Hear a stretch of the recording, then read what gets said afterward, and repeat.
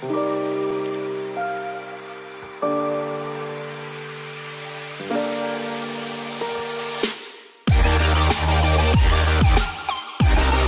के बारे में पहले मैं बता देता हूँ। मैम अभी 2021 में मैम ये हमारे साथ एआर AIR 75 मतलब 75 रैंक प्राप्त हुई है। और मैम का जो ऑप्शनल है वो मैथ्स ऑप्शनल रहा है। मैम ने बीटेक इन केमिकल इंजीनियरिंग किया है IIT धीरी। और मैम आपसे पहले ये जानना चाहते हैं कि आपने अपनी प्रिपरेशन को कैसे स्टार्ट किया, और फिर हम स्टूडेंट्स के क्वेश्चंस को लेना स्टार्ट करेंगे। तो आपका प्रिपरेशन कैसे स्टार्ट हुआ था? जी सर, तो मैंने प्रेपरेशन कॉलेज के बाद स्टार्ट किया था। मैं 2017 में ग्रेजुएट हुई थी। अ, तो आई थिंक माइंडसेट ऐसे ही बना था कि कॉलेज के दौरान कुछ ऐसे एक्सपीरियंसेस थे जिसमें मुझे ग्राउंड पे वर्क करने का काम मिला, और ये देखा कि जो गवर्नमेंट की पॉलिसीज होती हैं वो ग्राउंड पे कितना ज्यादा इफेक्ट डाल सकती हैं, और अगर वो करेक्टली इम्प्लीमेंट की जाए तो वो कितना चेंज ला सकती हैं। तो इस तरह के कुछ एक्सपीरियंसेस के बाद मैंने ये डिसाइड किया कि मैं सिविल सर्विसेज ही करना चाहती हूँ, और फिर मैंने अपनी कॉलेज प्लेसमेंट पे नहीं बैठकर सिविल सर्विसेज की प्रेपरेशन। तो सर भी ये आपके लिए काफी डिफिकल्ट रहा, जैसा मैं आपके बारे में पढ़ रहा था। आपके 4th अटेम्प्ट में ये हुआ है, सिलेक्शन हुआ है।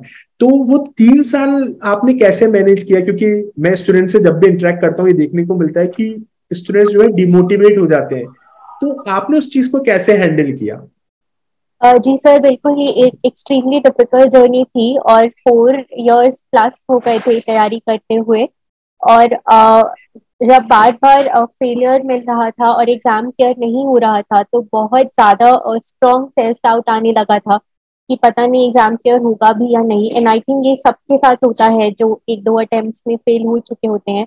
तो आई थिंक सर इसके लिए कुछ चीजें होती हैं। नंबर वन, तो आपको आइडेंटिफाई करना है सबसे पहले कि आप क्यों फेल कर रहे हैं, और क्यों अगर आप एफर्ट डाल रहे हैं वो रिवॉर्ड नहीं हो रहा है।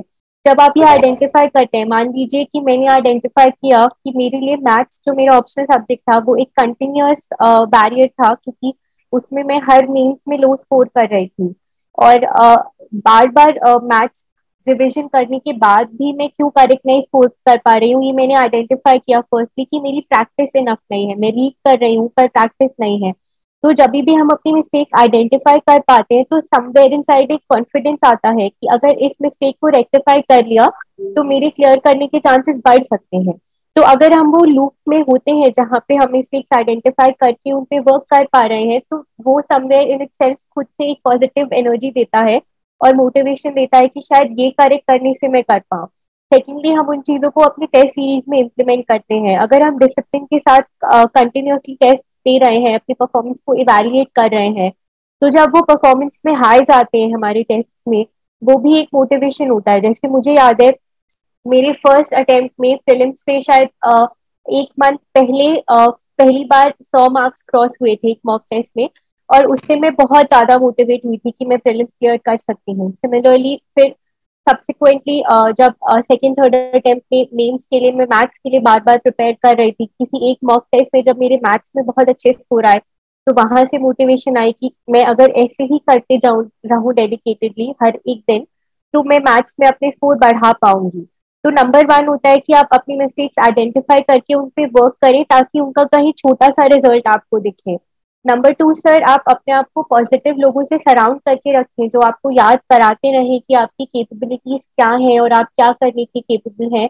तो मुझे जब भी बहुत ज्यादा सेल्फ डाउट आता था मैं अपने छोटे भाई से बात करती थी और वो मुझे बहुत मोटिवेट करता था। मुझे याद कराता था कि कैसे मैंने जेई भी क्लियर किया है और लाइफ में इससे पहले भी चीजें करी हैं। तो अगर मैं बस खुद पे विश्वास रखूं और थोड़ा ज्यादा डिसिप्लिन दिखाऊं तो मैं ये एग्जाम भी क्लियर कर सकती हूँ।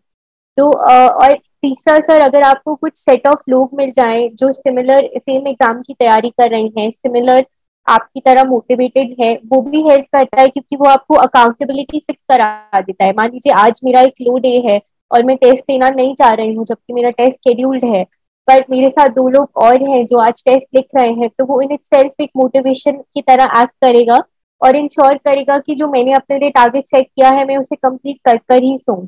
तो इस तरह के कुछ छोटे छोटे फैक्टर्स हैं जो हमें ओवरऑल हेल्प करते हैं एग्जाम के लिए मोटिवेटेड रहने में। ये आपने बहुत अच्छी चीज बताई है कि आइडेंटिफाई योर फेलियर, क्योंकि मैं जब भी स्टूडेंट से बात करता हूँ वो इस मतलब प्रैक्टिस तो उनको करना ही नहीं होता है, मतलब प्रैक्टिसिंग की तरफ कभी भी उनका मन नहीं होता है, उनको ये होता है ज्यादा से ज्यादा चीजें पढ़े।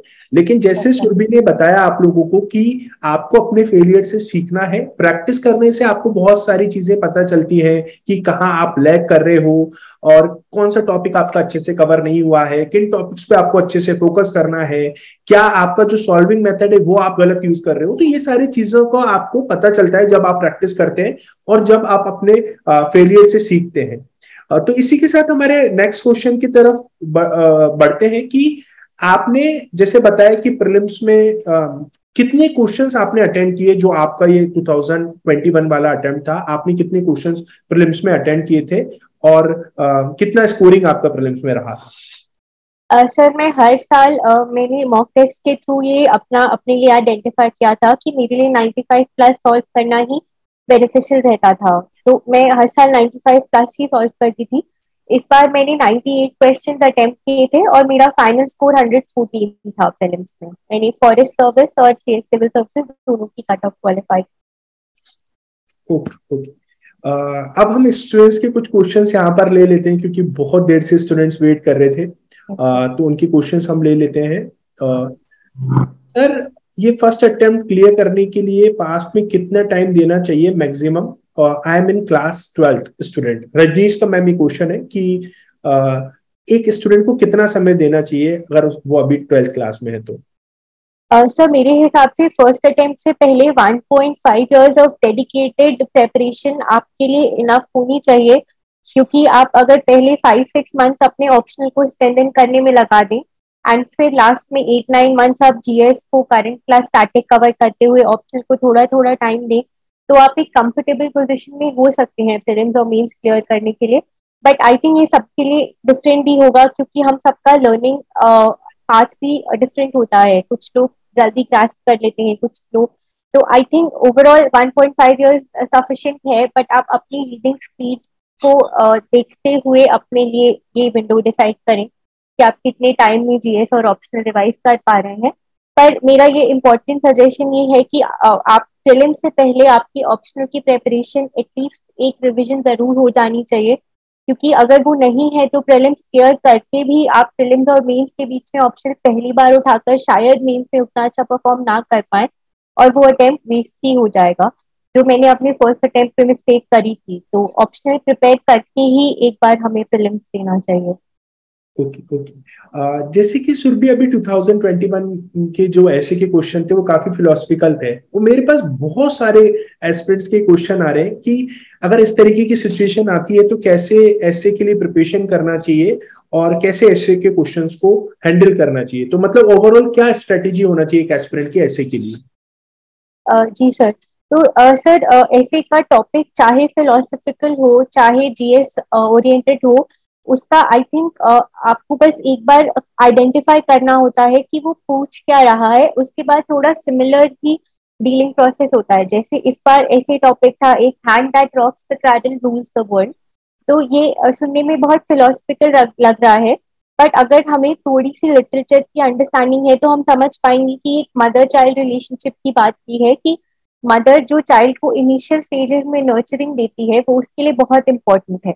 जब हमने ये लाइन आइडेंटिफाई कर ली, उसके बाद इस ऐसे टॉपिक को किसी भी और की तरह ही डील करना है। आप दो अप्रोचेस ले सकते हैं जो मेरे दिमाग में आई थी। जैसे अगर आप मदर चाइल्ड रिलेशनशिप पे फोकस करना चाहें तो आप इसको ब्रेक कर सकते हैं कि चाइल्ड की psychological wellbeing, emotional wellbeing, child की हेल्थ, चाइल्ड की इकोनॉमिक वेलबींग, इस हर एक एस्पेक्ट पे मदर का क्या रोल है।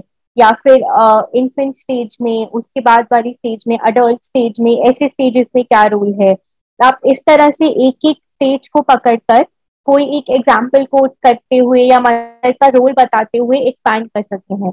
एक और तरीका ये हो सकता है कि आप नर्चरिंग कीवर्ड पकड़ लें और आप ये बोले कि किसी भी एंटिटी की लाइफ में नर्चरिंग का बहुत बड़ा रोल होता है, चाहे वो एक इंडिविजुअल हो, चाहे वो एक सोसाइटी हो, चाहे वो एक नेशन हो। जैसे हमारी कंट्री को हमारे फ्रीडम फाइटर्स ने जो आइडियोलॉजीज दिए थे वो उनके लिए नर्चरिंग एलिमेंट थे, जिनसे जो कॉन्स्टिट्यूशन में हमने अपना प्रियम्बल लिखा है, जो उसमें कीवर्ड्स हैं, वो आइडियोलॉजीज हैं जिसपे हमारे कॉन्स्टिट्यूशन मेकर्स ने इंडिया एज ए नेशन को नर्चर किया, और उसी के ऊपर इंडिया आज भी वर्क कर रहा है। तो सिमिलरली नेशन, फिर वर्ल्ड, ऐसे हर एक एंटिटी को नर्चरिंग का क्या इफेक्ट होता है उनकी through out their life time. तो जब भी आप ऐसे के टॉपिक की अंडरस्टैंडिंग डेवलप कर लेते हैं कि वो बोल क्या रहा है, तो आपको बस उसे ब्रेक करना है। कभी वो सोसाइटल, एनवायरमेंटल, इकोनॉमिक डोमेन्स में ब्रेक हो जाता है, कभी वो इंडिविजुअल लेवल से लेकर ग्लोबल लेवल तक की एंटिटीज में ब्रेक हो जाता है। तो इस तरह ब्रेक करते हुए हर एक लेवल पर क्या इम्पैक्ट है उससे डील करना है। बिगिनिंग में आप कोई अच्छी स्टोरी जो लिंक कर रही हो, कोई एनेक्डोट या फिर कोई डेफिनेशन या फिर कोई पोयम, कोई भी तरह से बिगिन कर सकते हैं। आप कुछ टॉपिक ब्रेनस्टॉर्म करके रख सकते हैं, जैसे अगर एजुकेशन का कोई ऐसे है तो उसके लिए आप 2-3 स्टोरीज इकट्ठी कर सकते हैं कि कैसे किसी की लाइफ में एजुकेशन ने बहुत इम्पैक्ट क्रिएट किया। कोई पोयम ऐसे कुछ एजुकेशन, हेल्थ, जेंडर टॉपिक के लिए आप एक अच्छा इंट्रोडक्शन, कंक्लूजन प्रिपेयर कर सकते हैं। तो इस तरह से अगर हम ऐसे को ब्रेक कर करके देखेंगे तो शायद फिलोसफिकल ऐसे हो या जीएस वाला हो, हमें प्रॉब्लम नहीं आएगी। ओके, आई आई थिंक, मुझे लगता है कि आप सभी लोगों का जो कंफ्यूजन था ऐसे को लेकर, उसका आंसर आप लोगों को मिल पाया होगा। हम हमारे नेक्स्ट क्वेश्चन की तरफ बढ़ते हैं। बहुत सारे क्वेश्चंस यहाँ पे मुझे देखने को मिल रहे हैं। एनसीईआरटी की भी नोट्स बनाना है क्या, और एनसीईआरटी के सब चैप्टर पढ़ना है या सिलेक्टिव? सर, मैंने पर्सनली एनसीईआरटी सिर्फ ज्योग्राफी के लिए पढ़ी थी। उसके अलावा मैं एक बार अपने सोर्सेज बता देती हूँ। मैंने हिस्ट्री के लिए, मॉडर्न हिस्ट्री के लिए स्पेक्ट्रम पढ़ी थी। ज्योग्राफी के लिए 11th और 12th की 4 एनसीईआरटीज हैं, 2 फिजिकल ज्योग्राफी और 2 इकोनॉमिक ज्योग्राफी। मैंने सिर्फ ज्योग्राफी के लिए ही एनसीईआरटी पढ़ी थी। इसके अलावा एनवायरनमेंट के लिए शंकर आयस की ग्रीन बुक आती है। इकोनॉमी के लिए मैंने डोनाल के नोट्स अवेलेबल होते हैं मार्केट में, पीडीएफ, वो पढ़े थे। पॉलिटी के लिए लक्ष्मीकांत, और एंशियंट मेडिवल के लिए भी मैंने एनसीईआरटीज पढ़ी थी, जो न्यू एनसीईआरटीज है 11th और 12th की। एंशियंट मेडिवल के लिए मैंने वो पढ़ी थी। इसके अलावा मैंने कोई एनसीईआरटीज नहीं पढ़ी थी। और ज्योग्राफी की एनसीईआरटी से आप नोट्स बना सकते हैं, पर मैं पर्सनली नोट्स नहीं बनाती थी क्योंकि मुझे हर एक लाइन ही इंपॉर्टेंट लगती थी। तो मैं 2-3 रिविजन्स के बाद जो चीजें मुझे ज्यादा भूलती थी उनको मैं हाईलाइट कर देती थी बुक में ही, ताकि मैं जब फाइनल रिविजन कर रही हूँ तो मैं वो सिर्फ हाईलाइटेड पोर्शंस पढ़ पाऊँ। तो इस तरह से कुछ टेक्निक्स अडॉप्ट करके मैंने अपनी रिविजन को बुक से ही ज्यादा फास्ट कर लिया था, पर उसके और शॉर्ट नोट्स मैंने नहीं बनाए थे। Okay okay. मेरा भी यही सोचना होता है कि एनसीईआरटी के नोट्स आपको नहीं बनाना चाहिए, क्योंकि आगे जाके आप स्टैंडर्ड बुक्स पढ़ने वाले हो तो वहां पे वो चीज आपकी कवरेज हो जाती है। लेकिन जो चीज आप भूल रहे हो उन चीजों के आप थोड़ा बहुत लिख सकते हो, कि जैसे 11th क्लास की एनसीईआरटीज या जो 6 to 12th की एनसीईआरटीज, पॉलिटी की अगर हम बात करें, फेडरलिज्म वर्ड आ रहा है, सेक्युलरिज्म आ रहा है, क्योंकि शुरुआत में सभी स्टूडेंट के लिए, आप तो स्टूडेंट रहे हैं, तो ये वर्ड्स जब आते तो ही स्टूडेंट्स को प्रॉब्लम आने लगता है। तो आप ऐसे वर्डिंग वगैरह, ऐसे जो डेफिनेशन वगैरह है उनको आप नोट डाउन कर सकते हो। इसके बाद हम हमारे नेक्स्ट क्वेश्चन की तरफ आते हैं। प्लान बी, जो हर एस्पिरेंट अभी से ही सोचने लगता है, अभी 12th पास आउट किया है, यूपीएससी के साथ साथ क्या प्लान बी हो, तो आपका प्लान बी के बारे में क्या बोलना है? कि स्टूडेंट्स को इंजीनियरिंग करनी चाहिए या बीएससी करना चाहिए, बीए करना चाहिए? जो एस्पिरेंट्स अभी 12th पास आउट किए हैं उनको अपने ग्रेजुएशन में क्या सब्जेक्ट रखना चाहिए अगर वो यूपीएससी के लिए प्रिपरेशन कर रहे हैं? तो प्लीज आप इसका आंसर कीजिए। सर, मेरे अकॉर्डिंग आप स्ट्रीम कोई भी रखें, चाहे वो इंजीनियरिंग हो, चाहे वो बीएससी हो, चाहे वो आर्ट्स हो, पर आप उसमें अच्छे से परफॉर्म करें। जैसे मेरे लिए ये डिसीजन कि मुझे सिविल सर्विसेज क्लियर करना है, ये कॉलेज के लास्ट ईयर में ही मैंने लिया था। उससे पहले मैं एक्सप्लोर कर रही थी। तो आप कॉलेज में उस माइंडसेट से ना घुसें कि आपको सिविल सर्विसेज करना है, क्योंकि ये एग्जाम नंबर 1 बहुत अनप्रेडिक्टेबल है, और नंबर 2 आज के टाइम्स में आपके पास बहुत सारे करियर ऑप्शंस है जो as good as civil services है या even better than civil services है। तो वो एक्सपोजर आपको अपने कॉलेज में जाकर ही मिलता है, जब आप अलग अलग एक्टिविटीज का पार्ट बनते हैं, आप इंटर्नशिप्स करते हैं। तो उससे पहले आप अपना इतना स्ट्रॉन्ग माइंडसेट ना बनाए कि आपको क्या करना है, आप कॉलेज में एक्सप्लोर करें। और मेरे हिसाब से आप अपनी ग्रेजुएशन अच्छे से करें, क्योंकि अगर आपने अपनी ग्रेजुएशन को अच्छे से किया है कंप्लीट, तो वो इन इट सेल्फ एक बैकअप है, बिकॉज फिर आप अपनी ग्रेजुएशन फील्ड को आगे फ्यूचर में कभी भी परस्यू कर सकते हैं। प्लस वो कॉलेज के 3 या 4 years of learning as a growing adult आपकी लाइफ में बहुत इम्पैक्ट क्रिएट करते हैं।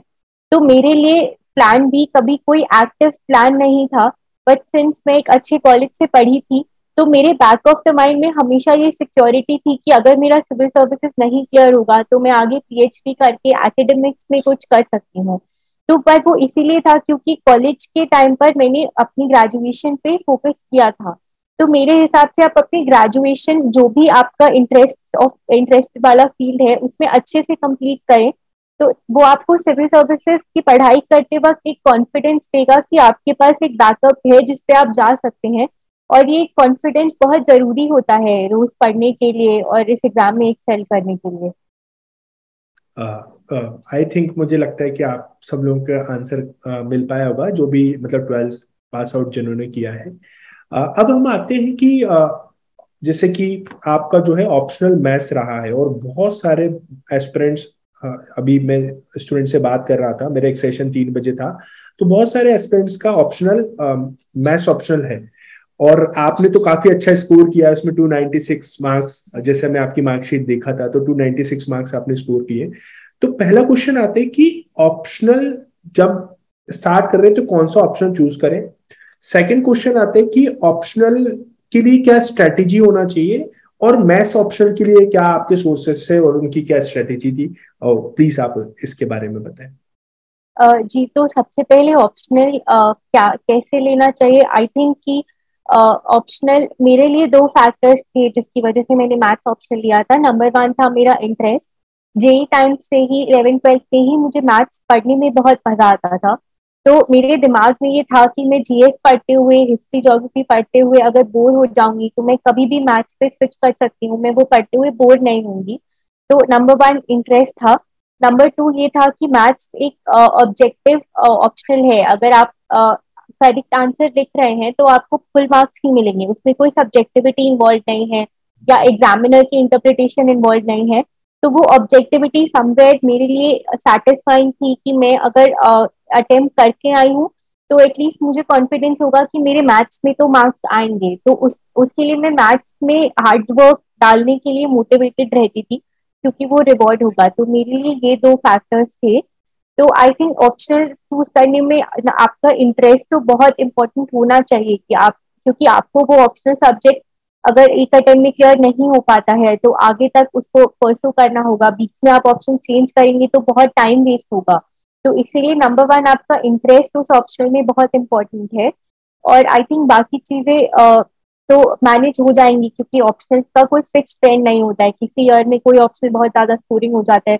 तो आपका जिसमें भी इंटरेस्ट है आपको वो ऑप्शनल ही लेना चाहिए। और strategy I think specially technical optionals के लिए हमें जीएस स्टार्ट करने से पहले एक बार अगर ऑप्शनल पूरा कवर कर लेंगे तो वो बहुत बेनिफिशियल होगा। मैंने ये गलती की थी कि मैंने अपने फर्स्ट अटेम्प्ट के टाइम पे मैथ्स ऑप्शनल का सिलेबस कवर नहीं किया था प्रीलिम्स से पहले। तो मेरा प्रीलिम्स फर्स्ट अटेम्प्ट में क्वालिफाई हुआ, पर मैं मेंस के लिए मेरे चांसेस बहुत डिम थे क्योंकि मैंने मैथ्स ऑप्शनल की तैयारी भी स्टार्ट नहीं करी थी। तो आई थिंक कि अगर आप ऑप्शनल की एक कंप्लीट रिविजन फिल्म से पहले तक कंप्लीट कर लेते हैं तो वो बहुत क्रूशियल होता है। और टेक्निकल ऑप्शंस क्योंकि स्टैटिक होते हैं तो उसमें चेंज नहीं होता कुछ सिलेबस। अगर आप एक बार आपने उसमें अपना एक एक लेवल अचीव कर लिया है तो वो आपको सब्सिक्वेंट अटेम्प्ट्स में भी रिवॉर्ड करेगा क्योंकि आपके मार्क्स कम नहीं होंगे ऑप्शनल में। मेरी पर्सनली मैथ्स ऑप्शन के लिए ये स्ट्रैटेजी थी। मैंने मैथ्स ऑप्शन के लिए आईएमएस कोचिंग इंस्टीट्यूट है वो ज्वाइन किया था। उनके नोट्स मार्केट में भी अवेलेबल होते हैं, अगर आप ज्वाइन ना करना चाहें तो आप वो ले सकते हैं। तो फर्स्ट आइटरेशन में मैंने सारे नोट्स को एटलीस्ट 2 बार रिवाइज करके एक एक क्वेश्चन को बाय हैंड सॉल्व किया था। ये फर्स्ट आइटरेशन में मुझे अराउंड 8 मंथ्स लगे थे। सेकेंड रिविजन में 8 से थोड़ा कम अराउंड 6 मंथ्स लगे थे। जब ये 2 रिविजन मेरी कंप्लीट हो गई थी उसके बाद मैंने नोट्स बनाए थे, शॉर्ट नोट्स, क्योंकि मैथ्स के लिए 14 से ज्यादा चैप्टर्स हैं और हर एक चैप्टर इन इटसेल्फ बहुत बल्कि है, तो मैथ्स का सिलेबस बहुत बल्कि है। तो मैंने थर्ड आइटरेशन में हर एक चैप्टर के शॉर्ट नोट्स बना लिए थे जिसमें मैंने सिर्फ थ्योरम्स लिखी थी, इंपॉर्टेंट थ्योरम्स पीवाईक्यूज के एनालिसिस के बेसिस पे। कौन कौन सी इंपॉर्टेंट है उनके प्रूफ लिखे थे। और हर एक टाइप की क्वेश्चन, जो मतलब different different types of questions होते हैं, उसमें हर एक टाइप का एक क्वेश्चन मैंने प्रॉपरली सॉल्व करके वो नोट्स में लिखा था। तो अराउंड 50-60 पेजेस के थिन रजिस्टर में मेरे एक चैप्टर के नोट्स आ जाते थे। ऐसे हर चैप्टर के लिए रजिस्टर्स थे। तो अब फाइनल रिविजन जो मेरी थी वो मैं इन्हीं नोट्स से करती थी। तो इन नोट्स को मैंने एटलीस्ट 7 to 8 टाइम्स रिवाइज किया था और बहुत एक्सटेंसिव प्रैक्टिस करी थी। इस बार प्रीलिम्स से मेंस के बीच में मैंने हर रोज मैथ्स का half a mock test daily solve किया था। तो जैसे आप जानते हैं कि 8 क्वेश्चन होते हैं, उसमें से 5 चूज करने होते हैं। तो मैं सेट ए में 4 होते हैं, सेट बी में 4 होते हैं। तो मैं हर रोज एक पूरा सेट 4 क्वेश्चन का 2 घंटे में सॉल्व कर रही थी। इस तरह से मैंने प्रीलिम्स से मेंस के बीच में अराउंड 40 मॉक टेस्ट सॉल्व कर लिए थे। तो इससे मैंने बहुत सारे different types of questions face कर लिए थे, उनको इन टाइम सॉल्व करने की प्रैक्टिस कर ली थी और अपनी कैलकुलेशन मिस्टेक्स को कम कर लिया था। ये 3 बहुत इंपॉर्टेंट चीजें होती हैं जो आप मॉक टेस्ट सॉल्व करके अचीव कर पाते हैं। और इसके अलावा मैं ये कर रही थी कि मैं टारगेट लगाती थी कि हर वीक में 2 चैप्टर्स रिवाइज करती थी मैथ्स के with their previous years question papers. मतलब मैं हर रोज 2 से 3 घंटे प्रीवियस ईयर्स क्वेश्चन सीखती थी मैथ्स के हर चैप्टर के, ताकि चैप्टर रिवाइज करते वक्त मेरे दिमाग में रहे कि क्या एरिया ज्यादा इंपॉर्टेंट है, किस तरह के क्वेश्चन यूपीएससी पूछ रहा है। और फिर मैं मॉक टेस्ट में भी उन्हीं तरह के क्वेश्चंस पे ज्यादा फोकस करती थी। तो ये मेरी मैथ्स ऑप्शन की strategy. Okay okay. I think मुझे लगता है कि मैथ्स ऑप्शन की जो बुक लिस्ट है वो बेटर ये रहेगा कि आप मुझे बुक लिस्ट शेयर कर दें, क्योंकि स्टूडेंट्स को वो लिखने में भी प्रॉब्लम आएगा। तो मैम आप लोगों को ऑप्शनल की जो बुक लिस्ट है वो शेयर कर देंगे जो उन्होंने अपने टाइम पे यूज की थी। तो आप लोगों के लिए काफी हेल्पफुल रहेगा। एंड सर मैंने अपने जीएस और ऑप्शनल दोनों की जो बुक लिस्ट है वो कॉम्प्रिहेंसिवली अपने टेलीग्राम चैनल पे भी शेयर करी है। तो मैं वो लिंक भी आपके साथ प्लीज आप अपना टेलीग्राम चैनल भी सुरभि मुझे शेयर कर दीजिएगा, ताकि मैं अपने एस्पिरेंट्स को वो भेज पाऊं, और ताकि आप मतलब मैम जो भी कंटेंट और नोट्स वगैरह शेयर कर रहे हैं वो आप लोगों के लिए हेल्पफुल रहे। तो मैं आप लोगों को मैम का टेलीग्राम लिंक भी शेयर कर दूंगा। यहाँ पर एक क्वेश्चन आता है कि यहाँ पे मैं बहुत सारे क्वेश्चंस हैं। How to approach chapter like modern algebra and real analysis. Yes yes. तो मॉडर्न अलजेब्रा के लिए मैंने आईएमएस के नोट्स ही रेफर करे थे। आप जानते होंगे कि मॉडर्न अलजेब्रा एक बहुत ही थ्योरेटिकल चैप्टर है, तो उसके लिए थ्योरी पे कमांड होना ही बहुत क्रूशियल है। तो आईएमएस के नोट्स की मल्टीपल रिविजन्स के बाद मैंने previous year questions modern algebra के सॉल्व किए। उससे मैंने देखा कि किस तरह के क्वेश्चंस पे ज्यादा फोकस किया जा रहा है, जैसे ग्रुप थ्योरी है, रिंग्स है। फिर इसके बेसिस पे मैंने एक बुक से उस तरह के क्वेश्चंस पे थोड़ा एक्स्ट्रा प्रैक्टिस करी। प्लस जो मैंने 40 से ज्यादा मॉक टेस्ट सॉल्व किए थे, उसमें मैं मॉडर्न अलजेब्रा के बहुत सारी टाइप्स ऑफ क्वेश्चंस कवर हो गए थे। तो मॉडर्न अलजेब्रा के लिए आईएमएस नोट्स की theory plus practice through book as well as mock test papers मेरा स्ट्रैटेजी था। रियल एनालिसिस के लिए भी मैंने आईएमएस के नोट्स रेफर किए थे। आईएमएस के नोट्स पढ़ने के बाद और मॉक टेस्ट पेपर सॉल्व करते हुए मुझे रियलाइज हो रहा था कि जो सीक्वेंसेस एंड सीरीज होती हैं उनके क्वेश्चंस आपसे बहुत बार नहीं सॉल्व हो पाते हैं।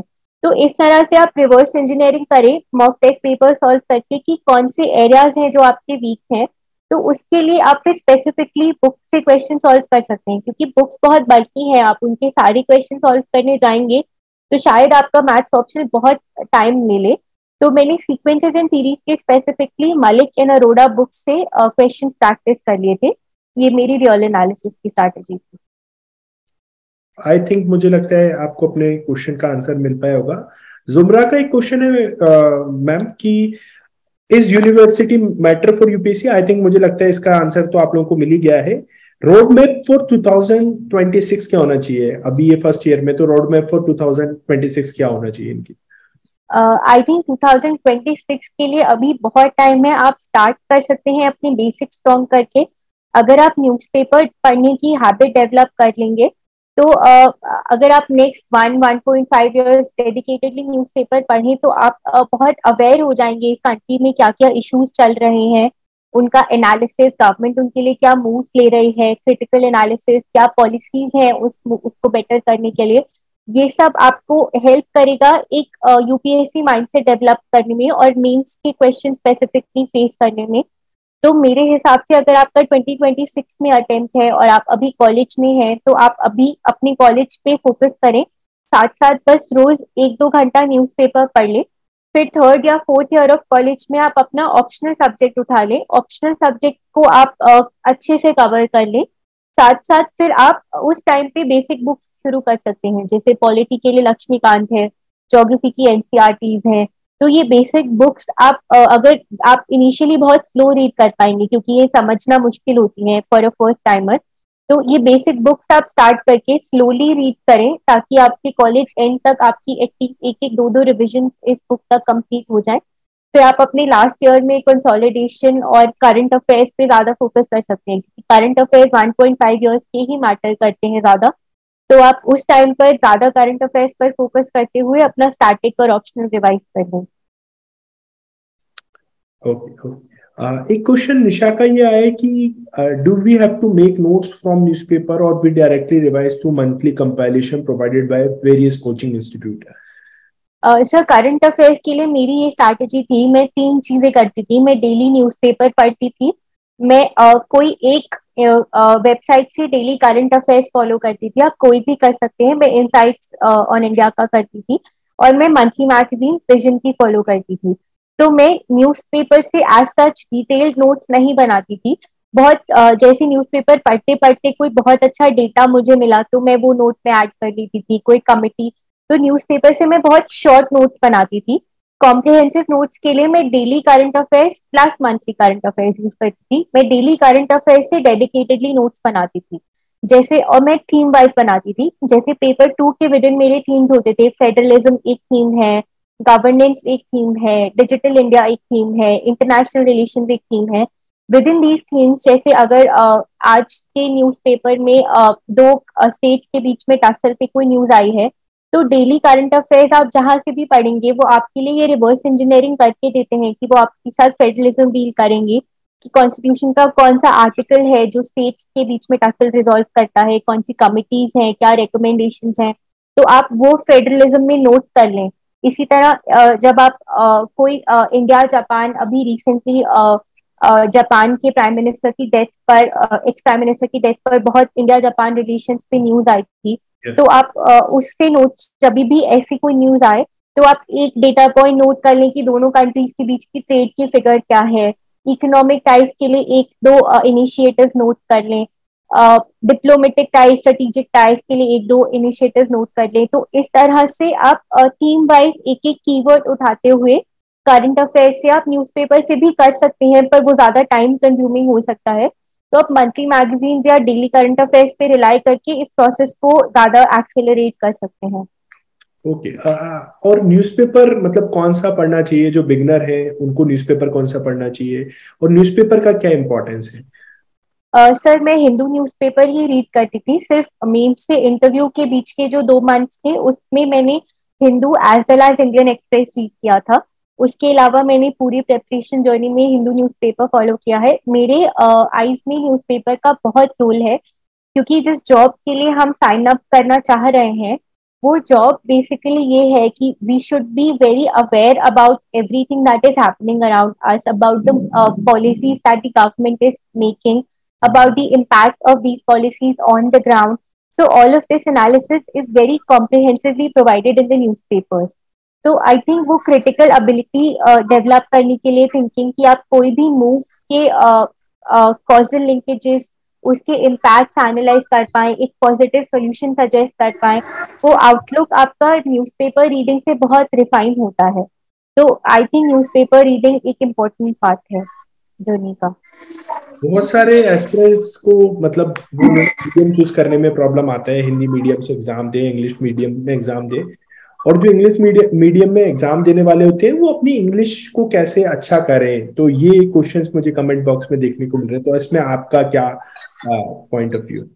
सर पहले तो मीडियम चूज करने के लिए आई थिंक अगर आप हिंदी मीडियम लेना चाह रहे हैं तो आप एक बार ये देख लें कि आप जैसे हिंदी में लक्ष्मीकांत आती है और बुक्स आती हैं, अगर आप वो स्मूथली रीड कर पा रहे हैं, आप वो बुक्स के जो हिंदी में वर्ड्स हैं उनकी मीनिंग समझ पा रहे हैं, तो आई थिंक आप हिंदी मीडियम ले सकते हैं। बहुत कैंडिडेट्स ने हिंदी मीडियम से लेकर एग्जाम में एक्सेल किया है। तो आप बस ये समझ लें कि आप क्या हिंदी के वो डिफिकल्ट कीवर्ड्स के साथ कंफर्टेबल हैं। नेक्स्ट स्टेप, अगर आप इंग्लिश से ले रहे हैं तो उसको कैसे बेटर करें, आई थिंक उसका आंसर भी न्यूज़पेपर है। अगर आप रोज न्यूज़पेपर पढ़ रहे हैं तो आपकी इंग्लिश अपने आप बहुत ज्यादा बेटर हो जाएगी, क्योंकि न्यूज़पेपर्स में बहुत अच्छे वर्ड्स यूज किए जाते हैं, उनकी ग्रामर अच्छी होती है। तो अगर आप डेली 1 घंटा न्यूज़पेपर पढ़ रहे हैं तो 1 साल में डेफिनेटली आपकी इंग्लिश बहुत बेटर हो जाएगी। यस। इसी के साथ हमारा नेक्स्ट क्वेश्चन पे आते हैं। मैम, कोचिंग नेसेसरी है क्या यूपीएससी के लिए? तो इसमें आपका क्या व्यू है? मेरे अकॉर्डिंग कोचिंग बिल्कुल भी नेसेसरी नहीं है। इनफैक्ट रिसेंट टाइम्स में मोस्ट टॉपर्स बिना कोचिंग के क्लियर कर रहे हैं ये एग्जाम। मैंने अपने ग्रेजुएशन के बाद Bajiram and Ravi coaching join की थी, बट पर्सनली मुझे ज्यादा उससे बेनिफिट नहीं दिखा, और मैं बहुत ज्यादा रेगुलर भी नहीं थी क्लासेस के साथ। अगर आप कोई भी कोचिंग के नोट्स मार्केट से ले लें, आप उसको एज अ बेस यूज कर लें अपनी initial understanding of the topics और अंडरस्टैंडिंग ऑफ द सिलेबस के लिए, आई थिंक वो सफिशिएंट होता है। और रिसेंट टाइम्स में यूट्यूब पर और बहुत सारे इंटरनेट के मीडियम पर ब्लॉग्स बन गए हैं, वेबसाइट बन गई हैं जो आपके लिए फ्री कंटेंट अवेलेबल कराती हैं, एग्जाम को कैसे अप्रोच करना है वो बताती हैं, टॉपर्स के ब्लॉग्स हैं। तो वो सब रेफर करते हुए आई थिंक आपको कोचिंग की जरूरत नहीं पड़नी चाहिए, बट वो एक पर्सनल कॉल है। Okay okay. आई थिंक मुझे लगता है अब हमें आंसर राइटिंग की तरफ बढ़ना चाहिए, क्योंकि आप सब लोगों को आंसर राइटिंग में काफी प्रॉब्लम आ रहा था। तो पहला क्वेश्चन आता है, कब से आंसर राइटिंग स्टार्ट करना चाहिए, और ऐसे बिगनर कैसे हमको आंसर्स को लिखना चाहिए? आंसर राइटिंग के लिए क्या अप्रोच होना चाहिए? जी, तो I think sir answer writing बहुत क्रूशियल है। हम आंसर राइटिंग बहुत प्रोक्रेस्टिनेट करते हैं जब भी हम एग्जाम लिख रहे होते हैं। हमें लगता है कि हम अभी आंसर्स लिखने के लिए हमें इनफ रिविजन नहीं है या इनफ हमने नहीं पढ़ा है, और हम उसे डिले करते रहते हैं। बट मेरे व्यू में जब आपने एक बार पूरा सिलेबस पढ़कर रिवाइज कर लिया है, आपको तब आंसर राइटिंग शुरू कर देनी चाहिए। इनिशियल स्टेजेस में मुझे कॉन्फिडेंस नहीं था फुल टेस्ट पेपर्स लिखने का, तो मैंने डेली आंसर राइटिंग से स्टार्ट किया था।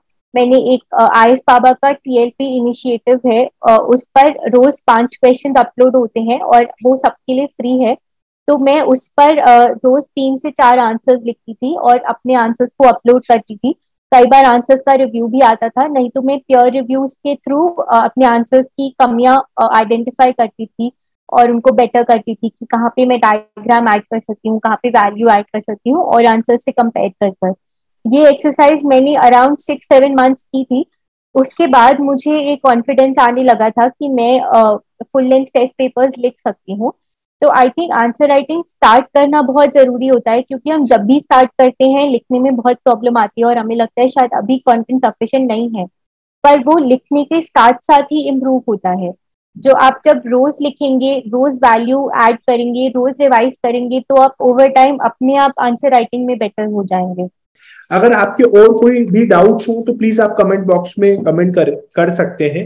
अगर आपके आप और सवाल भी सुरभि से पूछना चाहते हैं तो प्लीज आप कमेंट बॉक्स में अपने क्वेश्चंस को रखिए।